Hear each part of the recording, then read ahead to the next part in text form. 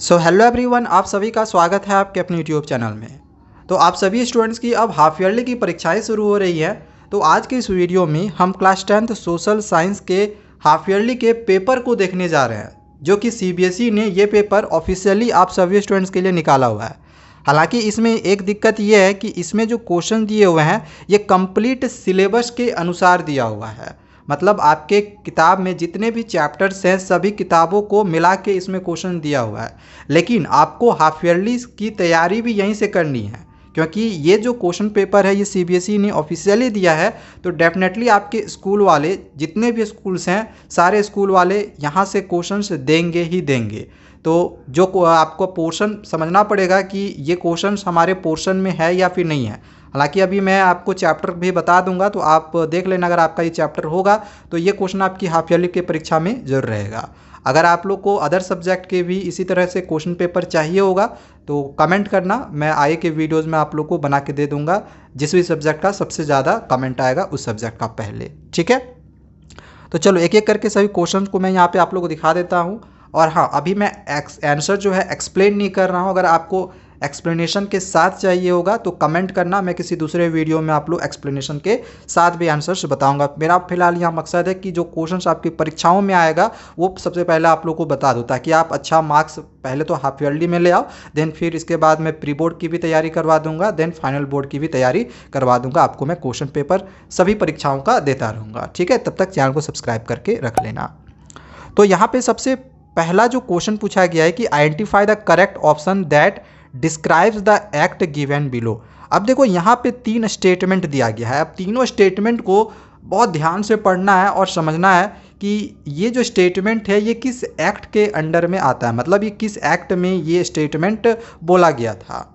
तो ये आपको मिलेगा हिस्ट्री का चैप्टर 2 नेशनलिज्म इन इंडिया, जिसमें आप वहाँ पे एक एक्ट पढ़ोगे, रॉल्ट एक्ट। तो रॉल्ट एक्ट के अनुसार ये तीनों स्टेटमेंट जो होगा हम लोग का वो सही होगा। तो इसमें देखो ये एक एमसीक्यू क्वेश्चन था, तो इसमें आपका जो राइट आंसर होगा वो रॉल्ट एक्ट होगा, ठीक है। चलो नेक्स्ट यहाँ पे क्वेश्चन नंबर 2 को देखते हैं। क्वेश्चन नंबर 2 में पूछा गया है कि which place in India has an artificial lake to conserve water that dates to 11th century. अब देखो ये आपका ज्योग्राफी का वाटर रिसोर्सेज से लेके एक क्वेश्चन यहाँ पे दिया गया है। तो इसका जो राइट आंसर होगा वो आंसर आपका भोपाल होगा, ठीक है। तो अगर आपको आपके सिलेबस में वाटर रिसोर्सेज है तो आपका ये क्वेश्चन डेफिनेटली कि आपकी परीक्षाओं में, हाफ ईयरली की परीक्षाओं में आपके स्कूल वाले जरूर देंगे। चलो नेक्स्ट यहाँ पे क्वेश्चन नंबर 3 दिया गया है। क्वेश्चन नंबर 3 में यहाँ पे एक डेटा दिया गया है। अब इस डेटा के बाद यहाँ पे एक क्वेश्चन दिया गया है कि as per the data given above, यहाँ पे जो डेटा दिया गया है इसके अनुसार who has the least percentage of literacy rate in rural population. सबसे कम लिटरेसी परसेंटेज बताना है किनका है, मेल का है, चिल्ड्रेन का है, मेल या फीमेल का है, दोनों का है या फिर फीमेल का है। तो इसका जो राइट आंसर होगा वो ऑप्शन डी फीमेल का होगा, ठीक है। यहाँ पे आप देख रहे होगे कि लिटरेसी रेट लेस बोला है ना, तो यहाँ पे देख लो लिटरेसी रेट है ये 54% है, सबसे कम फीमेल का है, तो फीमेल आंसर इसका होगा। अब नेक्स्ट आगे क्वेश्चन नंबर 4 में यहाँ पे 4 स्टेटमेंट दिए गए हैं। अब बताना है कि इसमें से कौन कौन सा स्टेटमेंट सही है। तो इसका जो राइट आंसर है ये आपका ऑप्शन डी होगा। ये जो स्टेटमेंट फर्स्ट बोला गया ये सही है, ये स्टेटमेंट 3 सही होगा और स्टेटमेंट 4 सही होगा, ठीक है। अगर एक्सप्लेनेशन के साथ अगर आपको चाहिए होगा तो कमेंट करना, मैं किसी दूसरे वीडियो में एक्सप्लेन करके आप लोग को बताऊँगा कि क्यों वो तीनों स्टेटमेंट सही था। नेक्स्ट क्वेश्चन नंबर 5 है।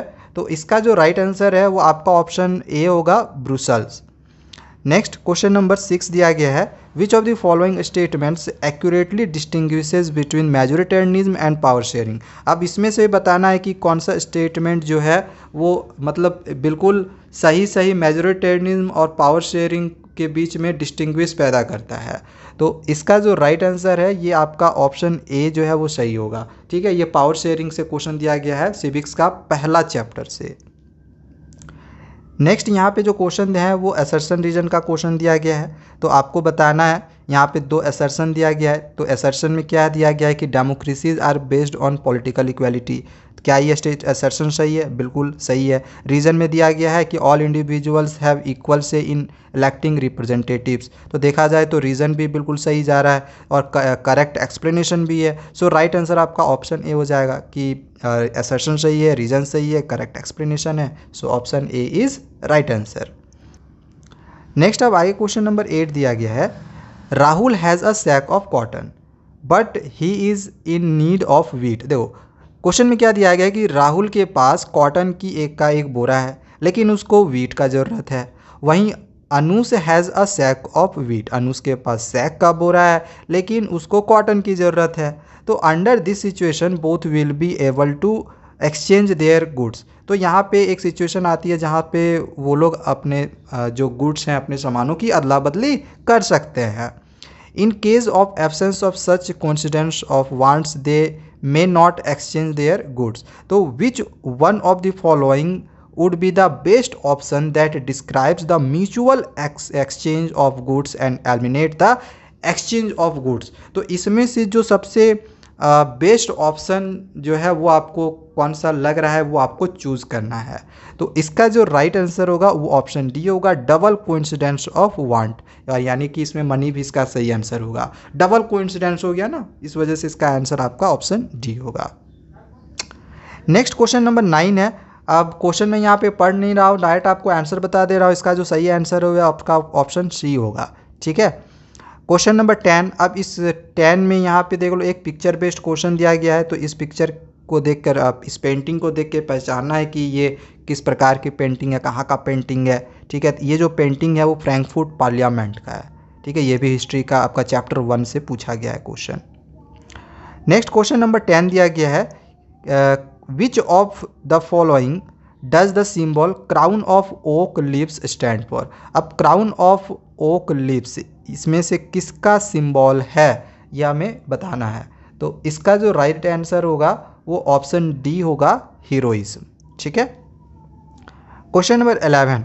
अब यहाँ पर भी कुछ स्टेटमेंट दिए गए, स्टेटमेंट को बड़ा ध्यान से पढ़ना है और जो भी स्टेटमेंट आपको सही लगेगा इसमें से आपको टिक कर देना है। तो इसका राइट आंसर होगा ऑप्शन बी, स्टेटमेंट 1, 2 और 3 वो तीनों ही सही है।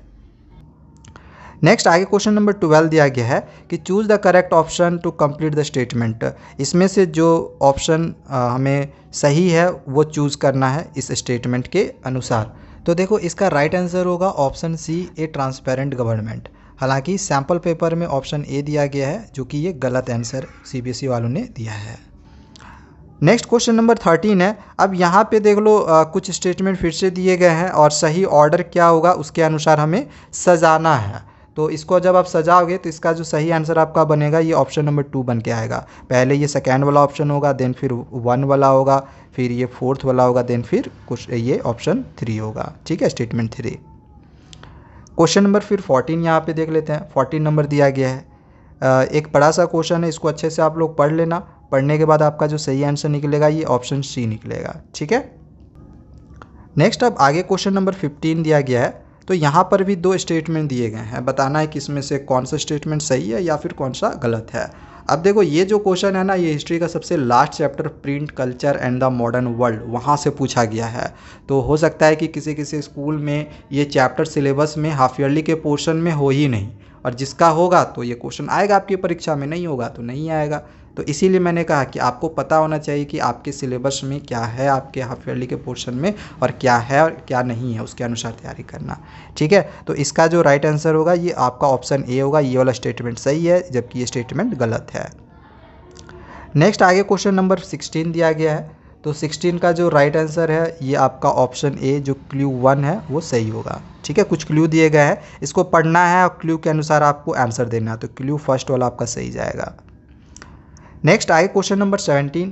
तो 17 में यहाँ पे क्या फील होगा सही वो हमें फील करना है। तो इसका जो राइट आंसर है वो रिप्रेजेंटेटिव डेमोक्रेसीज होगा। ठीक है, question number 18। The process of integration between different countries is called as, क्या कहलाता है। तो इसका जो राइट आंसर है वो ग्लोबलाइजेशन होगा। ठीक है, इसका आंसर ग्लोबलाइजेशन होगा। आगे क्वेश्चन नंबर 19, फिर से यहाँ पे कुछ स्टेटमेंट दिए गए हैं, 4 स्टेटमेंट है।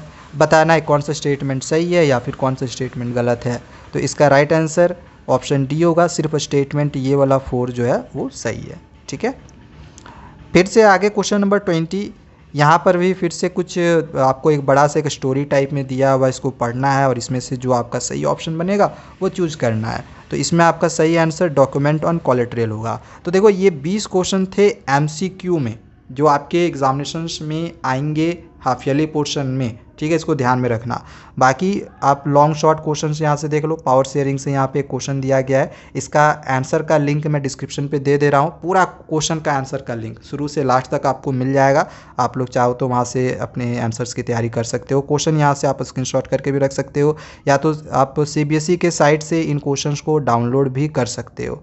ठीक है, आप चाहो तो सीबीएसई के साइट से इन सभी क्वेश्चंस को डाउनलोड कर सकते हो। मैं दोनों का लिंक डिस्क्रिप्शन पे दे रहा हूँ, क्वेश्चन का भी लिंक दे रहा हूँ और इसके आंसर्स का भी लिंक दे रहा हूँ। अच्छा, मैप वाला भी क्वेश्चन है, तो मैंने हिस्ट्री और ज्योग्राफी दोनों के मैप वाले क्वेश्चंस की भी तैयारी करवा रखी है। हिस्ट्री का मैं आप लोग का मैप का लिंक डिस्क्रिप्शन पे दे रहा हूँ, जो हाफ ईयरली में पूछा जाएगा। ठीक है, उसकी एक बार तैयारी अच्छे से कर लेना, और अब ज्योग्राफी का भी दे रहा हूँ, दोनों की तैयारी कर लेना। आपके एग्जामिनेशंस में इससे आउट क्वेश्चन कुछ भी नहीं जाने वाला है हाफ ईयरली की परीक्षाओं में। तो ये तो रहा सोशल साइंस का। अगर आपको अदर सब्जेक्ट की भी तैयारी करनी होगी, कमेंट करना, आए के वीडियोज़ में आप लोगों को बना के दे दूँगा। Thank you, bye bye.